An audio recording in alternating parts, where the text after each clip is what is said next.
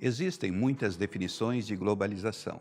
Timothy Tennant diz que a globalização é uma conectividade complexa em que os eventos e relacionamentos locais são influenciados e definidos por eventos distantes.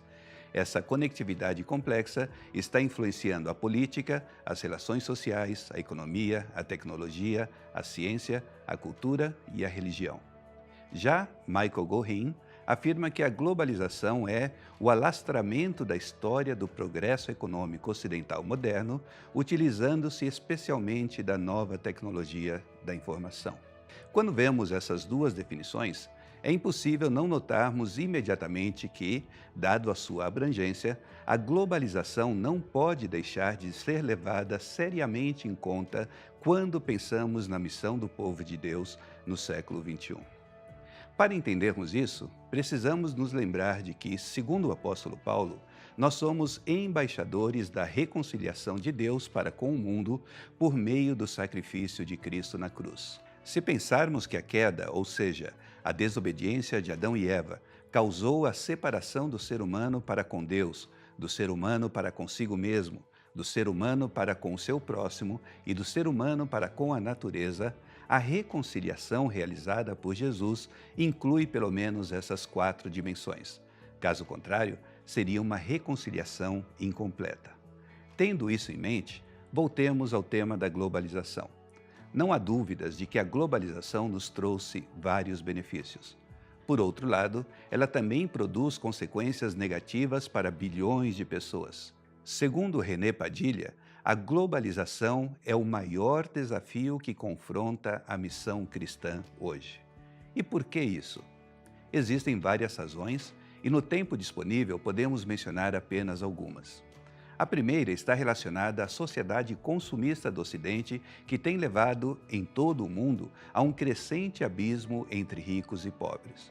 Esse consumismo, entre outras razões, também leva à destruição ecológica e ao deslocamento massivo de pessoas, para mencionar apenas 2 consequências negativas relacionadas ao consumismo ocidental.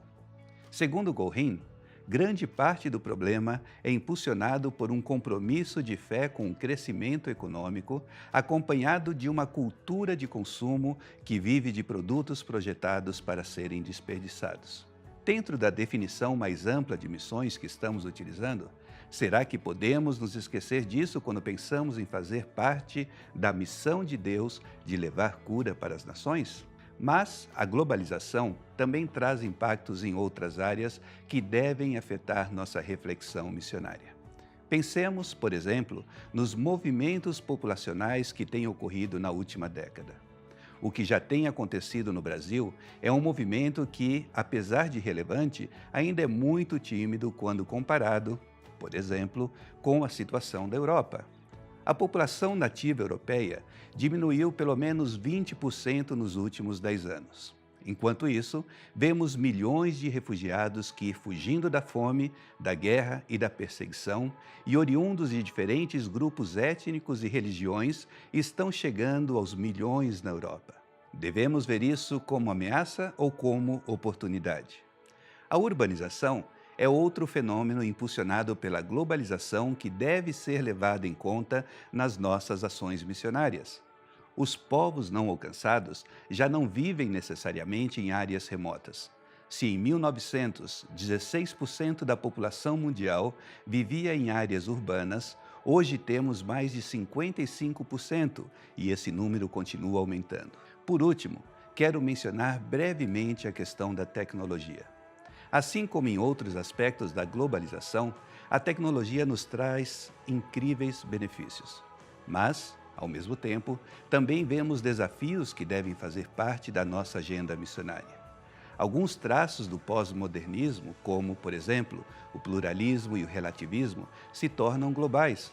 Além disso, o compromisso da Cidade do Cabo nos alerta para o fato de a tecnologia ter grandes implicações para a Igreja e para as missões, principalmente em relação à verdade bíblica sobre o que significa ser humano.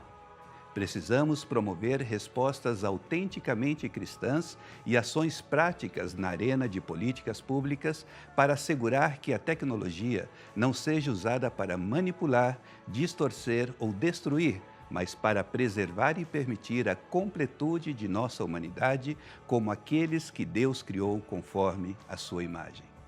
Sem dúvida alguma, todos esses aspectos são realidades que afetam a missão do povo de Deus nos nossos dias. Será que teremos coragem de incluí-los na nossa agenda missionária? Ou será mais cômodo permanecermos na nossa visão tradicional evangélica de missões? Que o Senhor nos dê muita sabedoria para decidirmos.